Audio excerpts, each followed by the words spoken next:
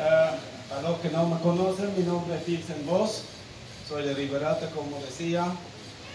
Soy biólogo de origen holandés, pero ya vivo hace unos 19 años en Riberalta, donde trabajo principalmente con todo lo que es desarrollo productivo, sostenible, mucho con campesinos, con indígenas. He trabajado con muchas diferentes instituciones, con la universidad, con ONGs.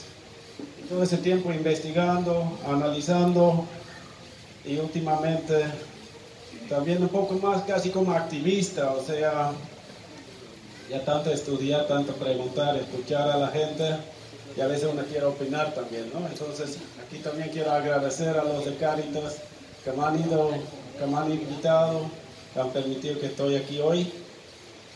Voy a hablar también de la parte ambiental, muy similar a lo que decía Miguel Ángel, que me antecedió, ¿no? Informaciones similares, pero pensé que tal vez valía la pena hablar un poco más qué realmente es el plus, ¿no? Me doy cuenta que muchos de ustedes no lo conocen, no lo han visto el documento, y esta es la carátula de lo que es el plan de uso de suelos, y como decía la señorita en la mañana, es un instrumento, una herramienta que busca definir qué se hace con la tierra. Como ustedes tienen sus planes de vida o planes de gestión territorial, tal vez en sus comunidades, así para todo el Beni, qué se puede hacer dónde, qué tierra es apta para la agricultura, qué es buena para la ganadería, qué tal vez sirve para el manejo forestal, y hace esa clasificación. Hay tierras de uso agropecuaria, agro-silvopastoril, de uso forestal, de uso restringido, que son por ejemplo áreas protegidas o las zonas en la orilla del río, que tal vez necesitan ser protegidas, pero también hay las áreas naturales protegidas. Y se suma todo esto y se hace con los cuerpos de agua más lo que es la superficie de Beni. Yo prefiero con la cabeza, a la antigua nomás. Entonces, cuando tenemos, por ejemplo, una categoría uso agropecuario extensivo bajo manejo, que es justo esta zona, en esta parte del Beni, lo que hace ya el plus es clasificar qué se puede hacer entonces en esta categoría. Entonces, aquí explica, se encuentra al noroeste del departamento del Beni, corresponde a la provincia de Bayuriana y Yacuma, que permite establecer cultivos agrícolas, forestales, forrajeros. Y aquí también explica, se permite el desmonte, se permite la dotación de tierra por cada parte del INDRA, se aprovecha también la madera, se puede, igual de los no maderables, por ejemplo el majo, o si tuvieran castaña podrían aprovechar. Se puede aprovechar a veces la vida silvestre bajo ciertas condiciones, cuando hay algún plan de aprovechamiento del lagarto, por ejemplo. Y se puede también construir caminos, o sea, se puede hacer casi todo, ¿no? Cuando ya quieres cazar mono, ya hay que hablar un rato, pero el resto casi todo es permitido. Entonces es como un ejemplo de qué se permita hacer. Y al momento que se la aprueba, ¿no? Primero en la Asamblea Legislativa, la aprueban en octubre del año pasado, dice ya tenemos la versión listo, la aprobamos, y después Panorama, el actual gobernador de Beni, ya le dio visto bueno también y con ese queda promulgada. Entonces ya está aprobado, pero al ratito hay varias instituciones que empiezan a reclamar, ¿no? La CPMB, que está la compañera aquí también, era una de las primeras organizaciones indígenas que dijo, oye, a mí no me preguntaron. Entonces empezaron a reclamar, pero también el CONAR, por ejemplo, el Comité Nacional de Democracia con su brazo en Beni, y así sucesivamente se iban apoyando otras organizaciones, últimamente hasta el Colegio de Biólogos de La Paz o de Santa Cruz. Se fueron sumando las voces en contra de eso, ¿no? Incluso aquí, por ejemplo, el Tribunal Internacional de los Derechos de la Naturaleza, que es una instancia que, por ejemplo, se expresó en contra del TIPNIS también han dicho, oye, no estamos de acuerdo con eso, por favor, cuídense. Y esto, espero que no estén muy cansados y que no les asuste mucho. Esta es La última diapositiva con muchas letras, por si acaso. Pero era, ¿qué reclama la gente? ¿Qué observaciones hay desde estas instancias? Y las primeras críticas son el nivel técnico.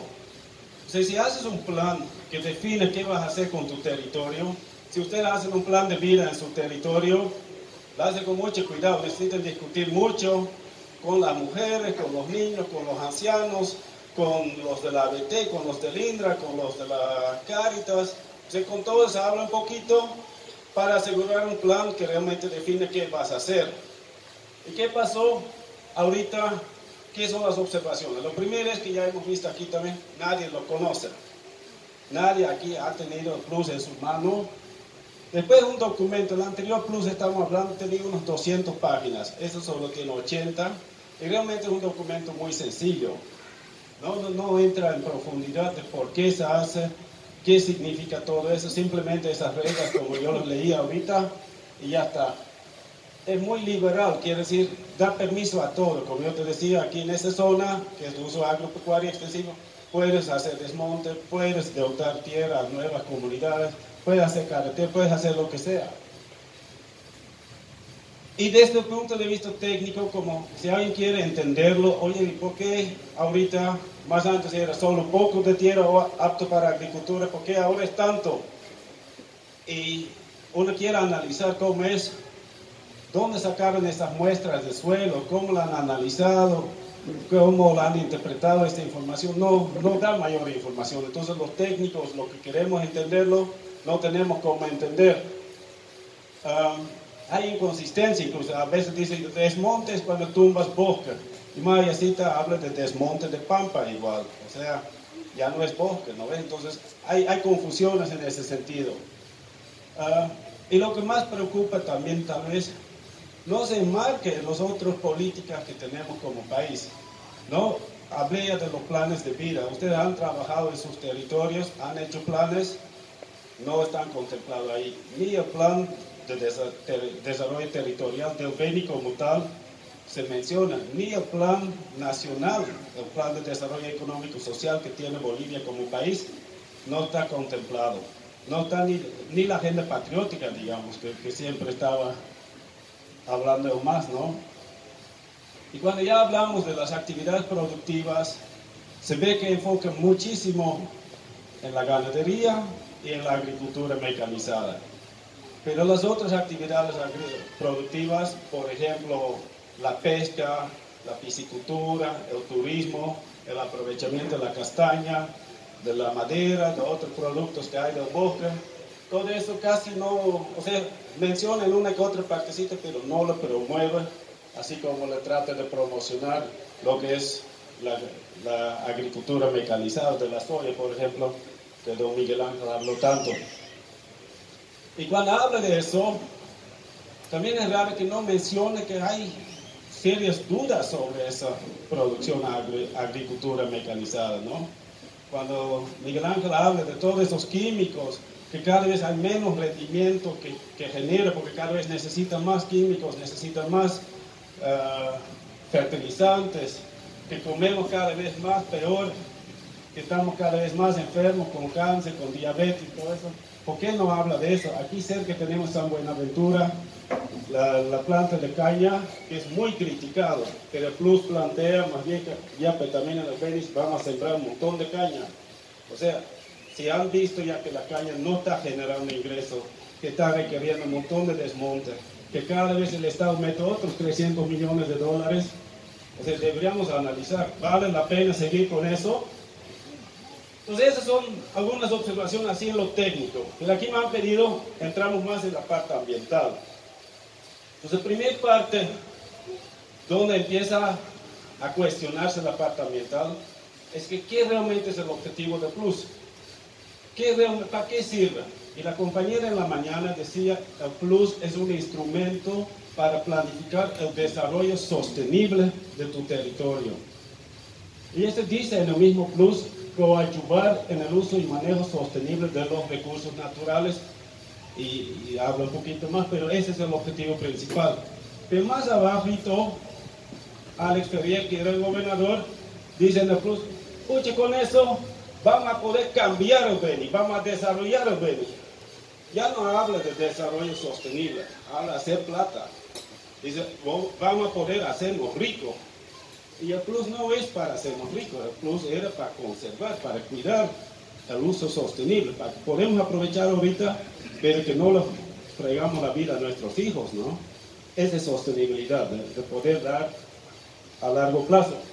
Entonces cuando hablaban, cuando hacían sus socializaciones, que era siempre en grupitos pequeños, ese por ejemplo el municipio de Riberalta, con la senadora, una concejala, el alcalde, y venía uno que otro dirigente, y Alex Ferrier siempre, las autoridades decían eso, con eso vamos a poder ser ricos, vamos a poder instalar silos de granos, vamos a poder producir mucho, así como Santa Cruz, y no es justo que nosotros producimos menos que Santa Cruz. Puede ser que no es justo, pero también no es justo que no tenemos el lago más alto del mundo, y como en La Paz, ya pues no es justicia, ¿no ves? O sea, nuestro departamento es diferente. Pero mucho se enmarca en unas propuestas que salen de este mismo sector industrial, del agronegocio, de los grandes ganaderos de Beni, que han venido planteando eso también a través de la ABT, cuando Rolf Köhler estaba ahí de director. Él en algún momento aprobó una serie de planes para el sector forestal y agrícola, y donde dicen literalmente el Beni puede convertirse en la región más rica de Bolivia. Y en teoría no suena tan mal, ¿no? O sea, todos sentimos la pobreza a veces, entonces que podemos hacernos ricos parece una buena idea, y lo bueno es bonito, pero ¿con qué figura en la carátula? Trigo, soya y vaca. ¿Quién de ustedes tiene trigo o arroz, quiere decir? ¿Quién de ustedes produce arroz así en cantidad? ¿Quién tiene soya? ¿Quién tiene así su hato de ganado?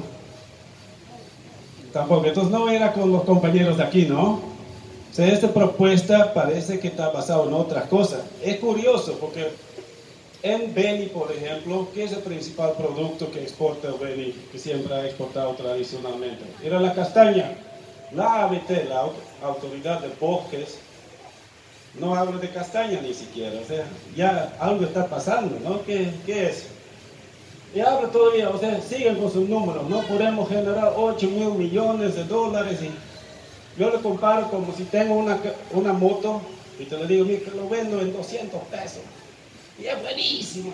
O sea, ya a vos va a sonar como, oye, este me le está coteando nomás. Y ese es pues, coto nomás. Beni no va a ser así nomás rico de la noche a la mañana.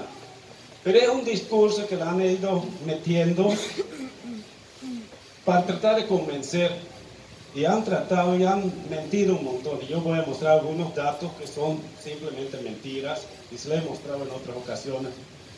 Y lo que vemos que el plus, que es en realidad un plan para planificar cómo vamos a desarrollar bien, se ha tergiversado y se ha convertido en un discurso para convencerles que ustedes se van a hacer ricos, y por debajo meten algo que nos va a hacer daño más bien, como vender este moto trucha. Entonces, lo que era el plus, que tenía que tomar en cuenta un montón de datos técnicos de qué tipo de suelo tenemos, qué tipo de vegetaciones, para ver qué se puede producir. Lo que hicieron es, en realidad, en vez de tomar todos esos datos, aplicaron un filtro político. Dijeron, vamos a meter eso porque a nosotros nos interesa. Y ya vamos a ver un poco también por qué tienen este interés. Empezamos a hablar un poco de la deforestación. Lo que Miguel Ángel hablaba de Santa Cruz, tiene pues la zona donde más deforestación ha habido en los últimos años. Aquí, comida avanzando allá en San Julián, los datos que él mostraba. Este ya es grande, ya es de tamaño como más grande que el municipio de Riberalta que han deforestado. Los brasileños son más campeón todavía, si no mira aquí en Rondônia. Y los benianos, el gobernador habla mucho, pucha, podemos ser así ricos como Rondônia. ¿Cuántas comunidades indígenas creen que hay aquí? Ya no hay, pues, ya todos se fueron a vivir nomás, donde estamos allá en Portobello, en los anillos de pobreza de Portobello, donde te matan para sacarte tus zapatos nomás. En Rondonia o en Santa Cruz, lo mismo, hay zonas como Guarrayos que tenían más antes sus planes de manejo forestal, donde la gente poco a poco está saliendo nomás porque le están metiendo soya, le están metiendo otros cultivos que el Guarayo no sabe producir. Él vende, alquila su tierra y se va a Santa Cruz al 10º anillo. ¿Está bien el murciélago? Pobrecito. Entonces esa es un poco la preocupación. Y si Miguel Ángel dice, lo que pasó con los incendios allá en la Chiquitanía no era algún accidente, yo le tengo como mostrar eso.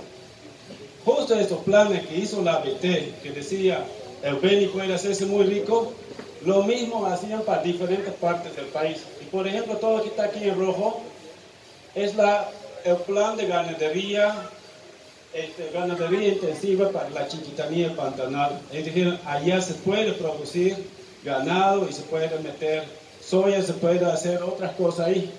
Y mira cómo justo esta zona, toda esa mancha negra, coincide muy bien con lo que es la mancha roja. O sea, nunca se quemaba mayor parte de esto, ¿no? Mucho era bosque todavía, no eran pastizales que ya se quemaban año tras año.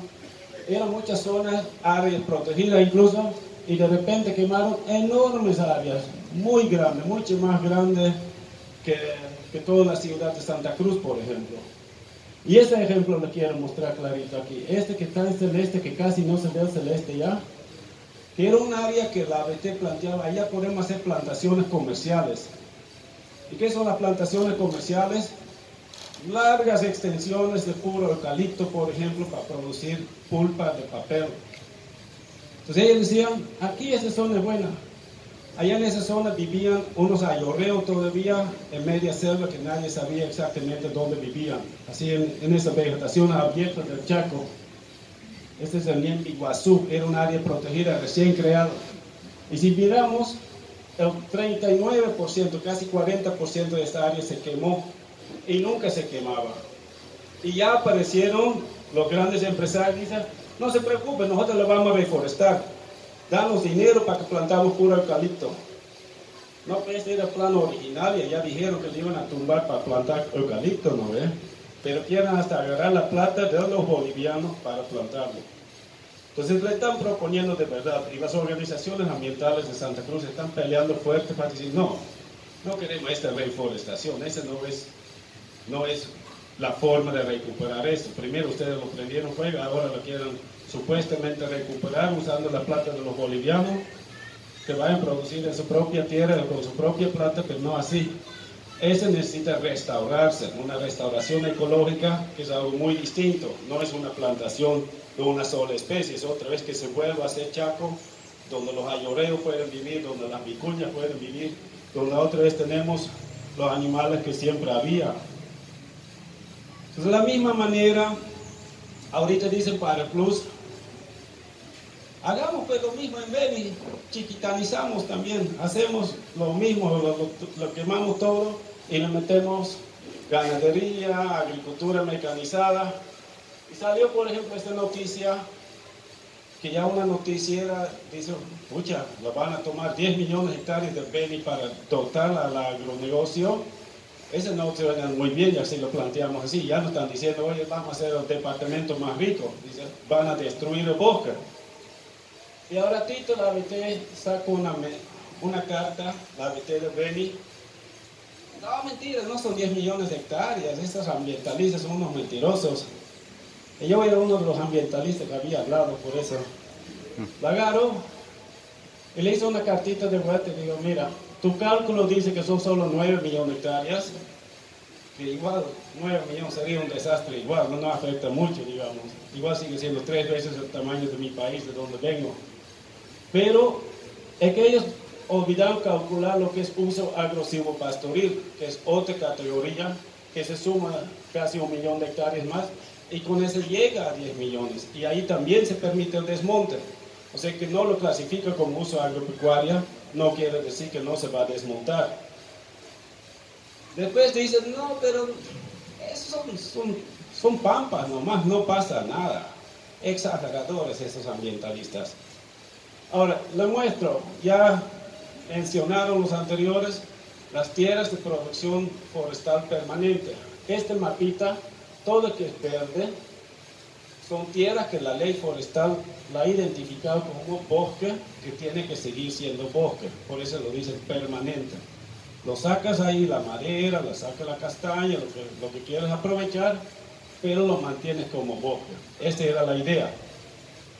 Y ahorita en el plus, si miramos, lo que queda como bosque son estas manchitas verdes, y en anaranjado aquí hay áreas protegidas que tal vez permitan mantener bosque, pero por ejemplo este amarillo es uso agropecuario extensivo, y este medio marroncito aquí, el choco, este es uso agrosilvopastoril. Estas zonas sí permiten desmonte, toda esta zona aquí también permite desmonte, todo esto acá también permite desmonte. Entonces la mayor parte de la superficie de Beni ya clasificado que sí se puede deforestar, que más antes no estaba así. Y si lo acercamos un poquito más, que yo soy de Riberalta, o sea, sobre todo aquí en el municipio de Guayarar, que es toda esta mancha verde acá, aquí en el plus ya no hay mancha verde. Lo que era el 90% de la superficie municipal clasificado como bosque, como uso forestal permanente, ni 20% ya va a quedar. Entonces este es, no que no se va a tumbar bosque, esos son bosques amazónicos llenos de castañas, de madera, son bosques muy ricos en recursos.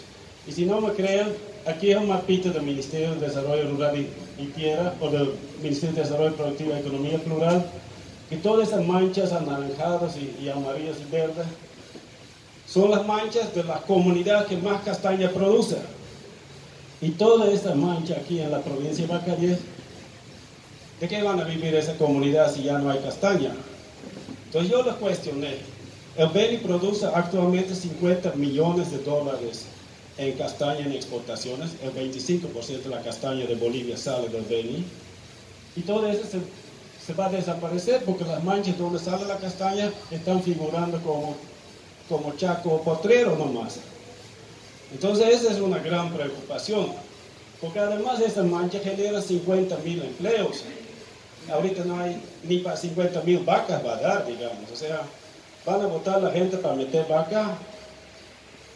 Entonces a nivel de la zona aquí por Urunavaca, como es área protegida, la mayor parte figura un poco distinto. Pero aquí pueden ver, por ejemplo, donde tiene ya su área protegida aquí, eso tiene un plan de manejo. Y donde figura un plan de manejo, en realidad el plan de manejo sigue vigente. No importa que el plus lo clasifique una parte como bosque, otra como uso agropecuario. Si el plan de manejo dice, tiene que quedarse bosque, va a quedar bosque, según los de los plus. Ojalá que lo respetan. Esa es la pregunta que se hicieron más antesita también. ¿Vamos a poder hacer respetar, sí o no? Pero hay otras áreas protegidas, por ejemplo, que figuran acá, algunas, que no cuentan con plan de manejo. ¿Y qué hacemos entonces? Ahí lo dice muy fácil. Ya para que se haga lo que sea, hasta que se haga plan de manejo. ¿Qué tal si tenemos un área protegida? Entra un menonita, le tumba todo, le siembra soya y después decimos prohibido deforestar. ¿Será que sirve todavía? Primero habría que regular y después recién dar permiso, ¿no ve? Entonces eso se cuestiona bastante. La otra es el tema de los sitios Ramsar. ¿Ustedes han escuchado de sitios Ramsar? ¿Alguien sabe qué es? Vamos a seguir explicando nuevas cosas, ¿no?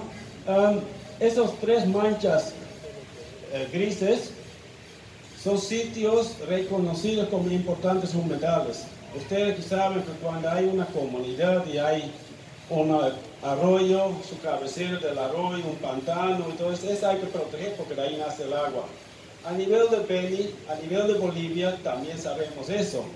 Acabamos con donde nacen los ríos y después no vamos a tener agua. Y han dicho ya que esas zonas en el Beni las vamos a proteger y se declara sitio Ramsar, que no es un área protegida como tal, pero es una señal. Allá hay muchos bichos, hay muchas plantas, hay agua, eso hay que conservar. El Plus ni siquiera lo tomó en cuenta. No hay ni mención a esto, ni ninguna regularización, simplemente no existe. Y ese decía Miguel Ángel también, el tema de las langostas, me hacía acuerdo de esta figura. Si tenemos el bosque, tenemos un montón de animales. ¿Qué pasa si lo convertimos? No solo perdemos la castaña, perdemos muchas otras cosas. Estamos renegando que los chinos están acabando con los tigres. El Plus va a acabar con mucho más tigres que los chinos. Porque los tigres necesitan bosque, necesitan chancho de trompa, capibara, lagarto, algo tienen que comer. Si no tenemos, no va a comer soya el tigre, ¿no? De vez en cuando una guache, pero de ahí ya llega el ganadero y guacha al tigre, ¿no? Entonces, si tenemos un bosque, tenemos una riqueza enorme. Aquí cerca de Chalalán, Salir, hay unos sitios hermosos que vienen del otro lado del mundo solo porque en ninguna otra parte del mundo hay lo que hay acá. Pero si lo convertimos en un bosque degradado, ya va bajando. Lo metemos en pastizal, los gringos que quieren venir a ver allá en Chalalán, ¿será que quieren andar en el soyal o entre medio de las vacas? No, pues, no es lo mismo. Ahora pueden decir, oye, que son unos cuantos gringos, nomás que nos importa. Pero para el indígena también el bosque tiene mucho valor, ¿no? Cada animal es algo, aunque sea para comer, digamos, ¿no? Entonces tiene valor. Y esa diversidad de animales es enorme y le muestro algunas fotitos. Yo soy de este puntito allá. Creo que hasta mis 20 años no he visto más de 150 especies de aves en mi país. Aquí el año pasado participé en una competencia y miramos 186 en un día. Diferentes especies. ¿Por qué es posible? Aquí no y aquí sí. Que es el ambiente que más rojo, más bichos hay. Y la Amazonía tiene más bichos que cualquier otra parte del mundo, con plantas casi similares. Un ejemplo, esas son las ranas, todas las especies de ranas que hay en mi país. Esas son las fotos que he sacado alrededor de Riberalta nomás, de diferentes especies. Y así podría ser para aves, para reptiles, para darle un ejemplo. Un solo árbol aquí en la Amazonía lo puedes fumigar y se caen todos los insectos. Puedes tener más de 10.000 diferentes tipos de insectos. En toda Europa no viven 10.000 diferentes tipos de insectos. Un solo árbol tiene más que ellos. Entonces, eso tiene importancia. Entonces, cuando vemos datos, por ejemplo, en una hectárea de bosque aquí, ¿cuántos animales más o menos hay? Puedes ver unos 160 diferentes pajaritos. Puedes tener unos 10 monitos. Puedes tener, si pasa un arroyito, unos 44 peces. Tienes 33 diferentes ranitas y así sucesivamente. ¿Qué tal si tumbamos 10 millones de hectáreas?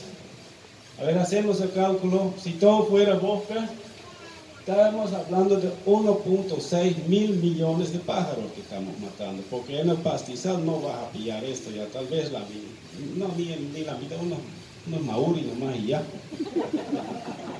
100 millones de monos. ¿Se pueden imaginar 100 millones de monos?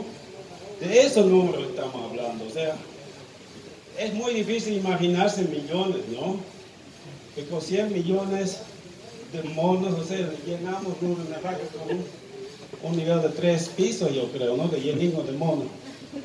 En la práctica será menos, porque no todo lo que quieren convertir en agricultura y ganadería es bosque, y en pastizal, en la pampa que toman, o sea, no hay mucho mono. Pero ya, pues, entonces también hay osos hormigueros, hay otros bichos, que son números enormes. Por eso yo digo, los chinos están acabando ya, por lo menos 1.000 tigres han matado en Bolivia, o por lo menos la han comprado a ustedes que la han matado tal vez. Pero no es nada en comparación de eso. Aquí estamos hablando de 1 millón de tigres por lo menos que la van a acabar, ¿no? Así más o menos estamos hablando de unos números. Y de ahí hablamos también de especies en peligro de extinción. Estamos hablando de los tigres, de los marimonos, de las antas. Y la mayoría, no todos viven solo en bosque, ¿no? Cuando hablamos de esos, como lo llaman aquí, los ciervos, las gamas, estos viven más bien en pampa y también están en peligro de extinción. Los bufeos viven en los ríos, pero una vez que los agroquímicos entran al río, ya están sufriendo, los bufeos están contaminados con mercurio ya. ¿Qué tal si le metemos más todo este glifosato y todo eso más? Y si matamos al pejichi, cada animal tiene su función. ¿Quién le va a hacer la cueva a los demás animales después, no? O sea, ustedes conocen cómo esos animales, cada uno tiene su rol, cada uno depende de otro. Entonces, vamos a perder muchas cosas. Y con cada animal que pierde, pierde también otras plantas, otras cosas. Entonces, esas son algunas observaciones. Pucha, eso me preocupa a mí, que me gusta la naturaleza, me preocupa a ustedes porque viven de esa naturaleza. Y por eso es que la gente empezó a expresarse. Y sobre todo el sector indígena, era uno de los grupos más fuertes, la CPMB, pero también después se sumaron, la CIRABO también hizo su carta, declararon en emergencia. Porque todos esos sitios indígenas, mira, esos son los pueblos indígenas de Bolivia. ¿Dónde están? En el Beni, pero ahí es donde más hay 18 de los 36 pueblos indígenas están en el Beni y no consultaron a los indígenas. O sea, estamos mal. Y además, si vemos las leyes, la compañera hablaba que la gobernación puede hacer su plus, realmente es competencia de la gobernación, es su rol de hacer ese documento. Pero esos territorios indígenas también son los pueblos indígenas que hacen sus propios planes de uso de suelo. Entonces deberían trabajar juntos, coordinar y hacer las cosas. Y lo hicieron por su cuenta nomás. Hay una norma dentro del plus, la verdad, en el inicio decidimos meter, porque trabajamos con varias organizaciones y dijeron, ya que por lo menos ponen bien clarito en la entrada, que el plus no es obligatorio para los indígenas. En su territorio, ustedes son autónomos, tienen libre determinación, entonces en teoría el plus no los debería afectar. Solo que dicen letras bien chiquititas en la entrada y después en todos esos mapas que los ganaderos y todos van a querer ver, no lo ven. Entonces igual, ya como decía un compañero, a mí ya me querían meter los cañeros, ya querían tumbar, ya tumbaron 60 hectáreas más allácita y quería hacerse comunaria y ya han ofrecido, vamos a alquilar tu tierra, aunque la Constitución dice que es prohibida alquilarla. Entonces hay un montón de cosas que le están manejando mal. Y aquí era otro tema que también, es que nos tocó los dos el tema ambiental, creo. Aquí Miguel Ángel también habló de las prácticas ancestrales. Y podría decir el ganadero, o tal vez alguien dice, no, esos indígenas no producen nada. A ver, vamos a analizar un ratito. El Beni, según algunas estimaciones, hace unos 400, 500 años atrás, tenía 2 millones de habitantes, antes que llegaron los gringos, los europeos, los españoles, los brasileños. Antes de eso, tenían muy interesantes sistemas de producción. Estos son los camellones, campos elevados. Tenían aquí también en el norte del país ya más esos geoglifos que la verdad no